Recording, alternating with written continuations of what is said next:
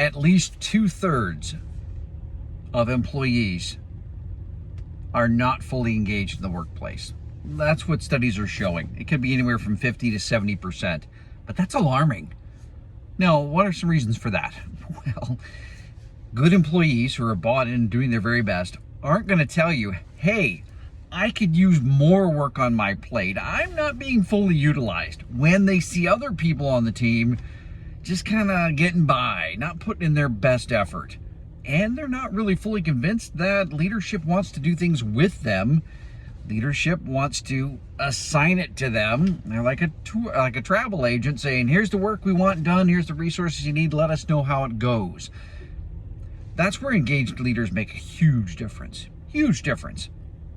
2 reasons. Number 1, they do it with you. They do it with you. How do they do it with you?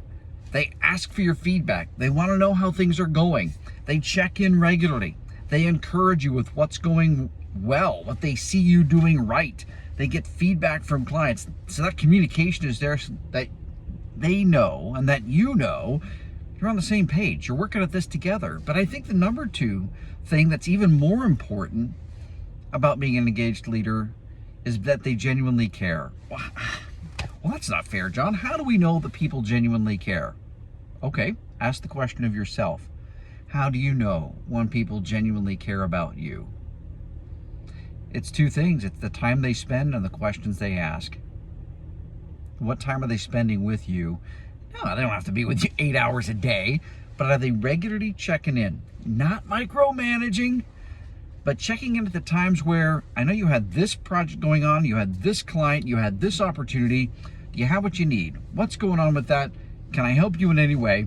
But more importantly, the questions they ask. The questions they ask.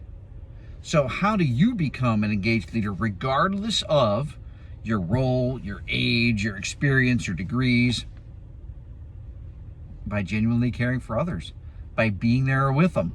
By bringing others along as someone who's been there before.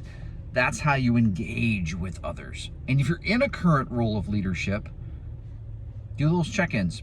Again, not to micromanage, to make sure they have what they need, to hear how their days are going, to hear what's going well, to celebrate with them, to point out what's going really well.